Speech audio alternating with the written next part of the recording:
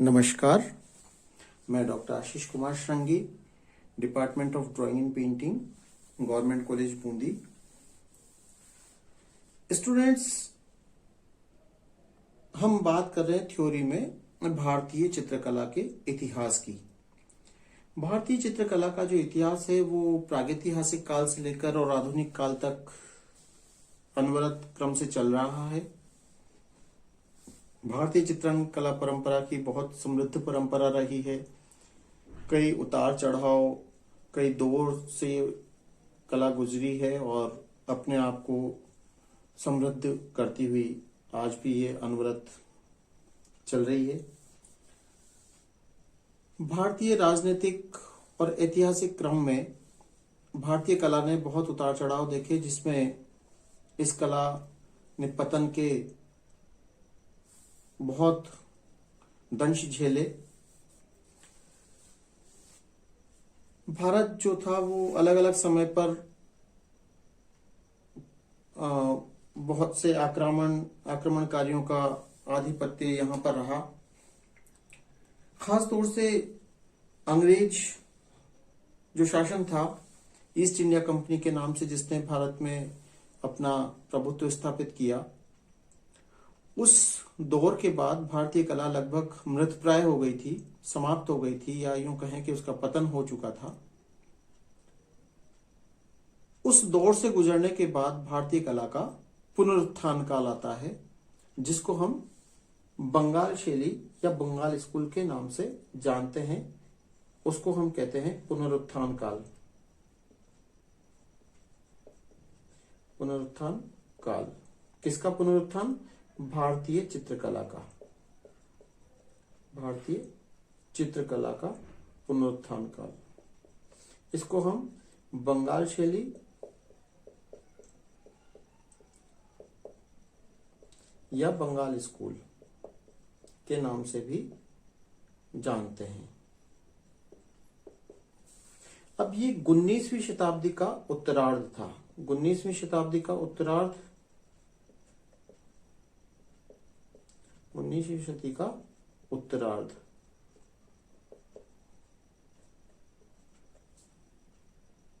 ये वो टाइम था जब भारतीय कला जो है वो अपने पुनरुत्थान की ओर अग्रसर थी।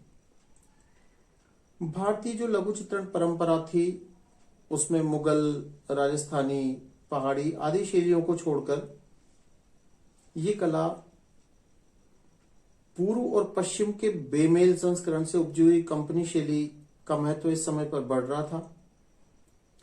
और भारतीय टेम्परा के स्थान पर, टेम्परा यानी पोस्टर कलर, जिसके बारे में हम बात कर चुके हैं, जो प्राचीन भारतीय कला की मुख्य रंगांकन शैली रही है, उस टेम्परा शैली को छोड़कर जल रंग, पेस्टल कलर्स या तेल रंगों का प्रयोग होने लग गया था, जो हम कंपनी शैली में भी देख चुके हैं। कला के क्षेत्र में यहां पर कुछ कला विद्यालयों की स्थापना की गई थी। उन कला विद्यालयों में अंग्रेजों के शासनकाल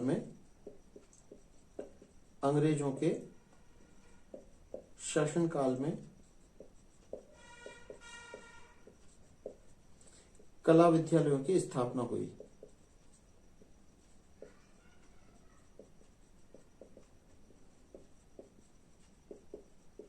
कला विद्यालयों की स्थापना हुई और इन कला विद्यालयों में क्या किया जा रहा था? लंदन की जो रॉयल अकादमी ऑफ आर्ट थी, वहां पर एक अकादमी है, रॉयल अकादमी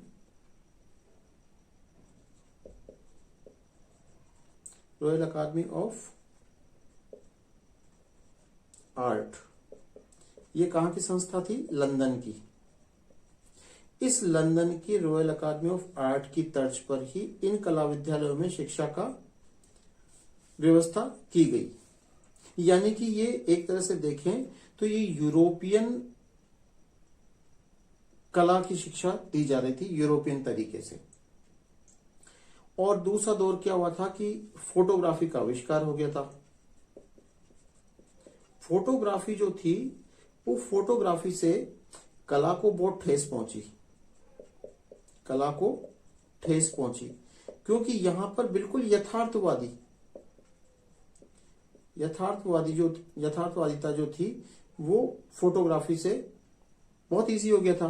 तो चित्रण जो था वो एक उसको बड़ा धक्का पहुंचा चित्रण को। अब इस समय जो था वो कलकत्ता, यानी बंगाल की जो राजधानी थी, जो अब कोलकाता के नाम से जानते हैं, वो कलकत्ता, वो प्रमुख व्यापारिक केंद्र था। किसका? ईस्ट इंडिया कंपनी का।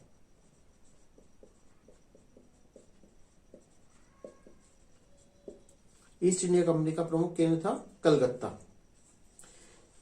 इस कलकत्ता में व्यापारिक केंद्र होने के साथ साथ ये औद्योगिक नगर और व्यापारिक केंद्र के साथ साथ ये संस्कृति और साहित्य का भी बड़ा केंद्र था। किसका केंद्र था? संस्कृति और साहित्य, ये बड़ा केंद्र था कलकत्ता, भारतीय संस्कृति और साहित्य का। यहां पर संगीत, कला, सिनेमा, ये सब कला के जो जितने भी रूप थे वो यहां पर बड़ा समृद्ध क्षेत्र कलकत्ता रहा। और यहीं पर जो थी विभिन्न गतिविधियां होती थी इनसे संबंधित, और यहीं पर एक बहुत अपने अभिजात्य के लिए या अपने एलिगेंसी के लिए जो परिवार जाना जाता था वो था टैगोर परिवार, टैगोर या ठाकुर, टैगोर परिवार, जो कलकत्ता से ही संबंधित था, जिसको हम ठाकुर परिवार भी कहते हैं, जिसमें रविंद्रनाथ, अवनींद्रनाथ, गगनेंद्रनाथ जैसे लोग हुए ठाकुर परिवार। ये कला और संस्कृति से, कला, साहित्य और संस्कृति का मुख्य वाहक था ये परिवार। इसका बहुत इंपॉर्टेंट रोल भारतीय कला और साहित्य में है, टैगोर परिवार या ठाकुर परिवार का। ये ऐसी परिस्थितियां थी जब भारतीय परंपरा, इतिहास, संस्कृति और कला के विनष्ट होने का खतरा मंडरा रहा था। ऐसी स्थिति में भारतीय कला और संस्कृति की रक्षा के प्रयास किए जाने लगे, और इस कला और संस्कृति की रक्षा के प्रयास में एक नई पहचान बनाने का जो काम था वो यूरोपियन विद्वान, जिसके बारे में हम पिछले वीडियो में हमने बात की थी, यूरोपियन विद्वान वो थे ईबी हेवल।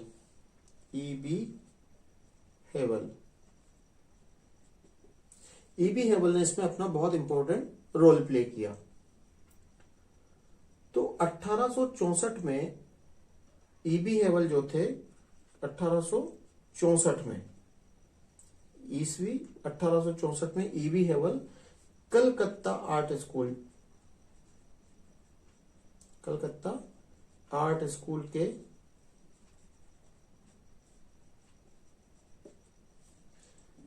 प्राचार्य बने।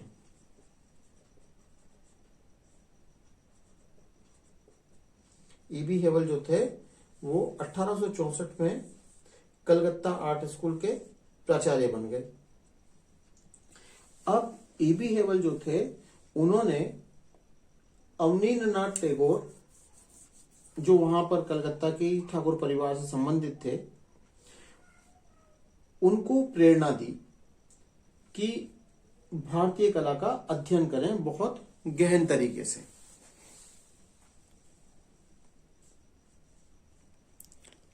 भारतीय कला के अध्ययन में जो इंपॉर्टेंट बात थी वो अवनींद्रनाथ टैगोर ने समझी।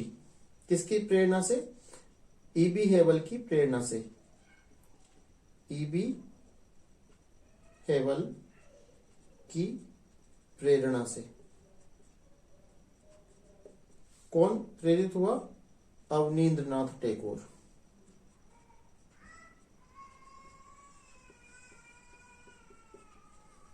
और इन दोनों के संयुक्त प्रयासों से और भी लोग साथ में आए और जुड़े, और इससे जो हुआ वो बंगाल स्कूल या भारतीय कला का पुनरुत्थान होने का, भारतीय कला के पुनरुत्थान का मार्ग प्रशस्त हुआ।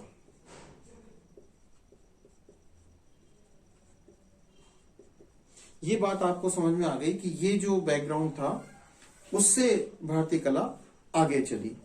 तो इसके बाद जो हम आगे देखेंगे कि किस तरह से क्या क्या योगदान किन किन कलाकारों का रहा और किस तरह से ये बात आगे बढ़ी, ये अगले वीडियोस में हम देखेंगे। इस बात को समझना बहुत जरूरी था कि कौन कौन से वो कारण थे जिनसे भारतीय कला पतन की ओर अग्रसर हुई और बाद में फिर किस किस तरह से ये कला पनपी और कौन कौन इसमें अपना मुख्य किरदार किस किस ने निभाया। तो हम ये देख रहे हैं मुख्य तौर पर, मोटे मोटे तौर पे, एक तो 19वीं शताब्दी में, ये उत्तरार्ध में, यानी 19वीं शताब्दी का जो बाद का आधा काल था उस दौर में अंग्रेजों के शासनकाल में कला विद्यालयों की स्थापना हुई, जिनमें किसके तर्ज पर, royal academy of art London की तर्ज पर शिक्षा दी जा रही थी। भारतीय कला को ठेस फोटोग्राफी के आविष्कार से भी पहुंची, जिसमें यथार्थवादी फोटो खींचे जा रहे थे। और फिर कलकत्ता जो था वो प्रमुख व्यापारिक केंद्र था, और कलकत्ता प्रमुख व्यापारिक या औद्योगिक केंद्र होने के साथ साथ संस्कृति, साहित्य, संगीत, कला और सिनेमा का भी एक मुख्य शहर था, जहां पर इनसे संबंधित गतिविधियां लगातार चलती थी। और यहाँ पर एक जो खास बात थी वो थी टैगोर परिवार। टैगोर परिवार जो था वो संस्कृति, साहित्य, संगीत और कला से बहुत जुड़ा हुआ था।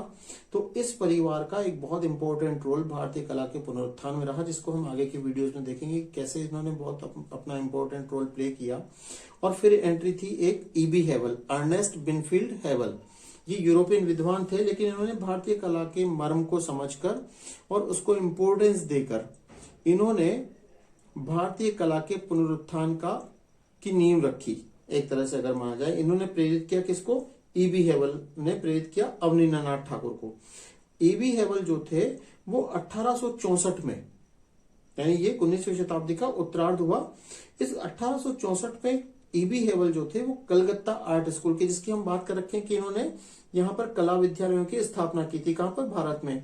तो उसमें एक जो कला विद्यालय था वो था कलकत्ता आर्ट स्कूल। उस कलकत्ता आर्ट स्कूल के प्राचार्य बनकर आए ईबी हेवल, और ईबी हेवल का यहाँ परिचय हुआ किनसे? अवनीन्द्रनाथ टैगोर से। अवनीन्द्रनाथ टैगोर वहां शिष्य थे।